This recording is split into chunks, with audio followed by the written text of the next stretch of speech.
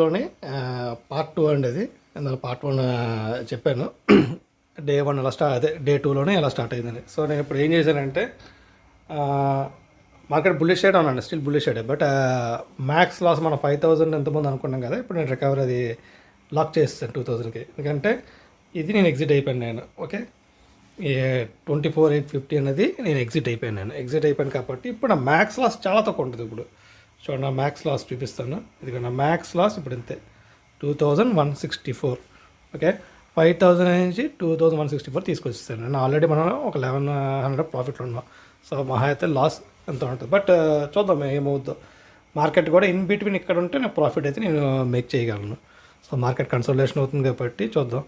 ఇది right side and direction move అవుతుంది కాబట్టి అడ్జస్ట్మెంట్ చేయడానికి ఈజీగా ఉంటుంది, no issue. But max loss 5,000 నుంచి నేను 2,000కి దగ్గర తీసుకొచ్చామండి. అంటే ఎలా అడ్జస్ట్మెంట్ చేయాలన్నది మన ఆప్షన్.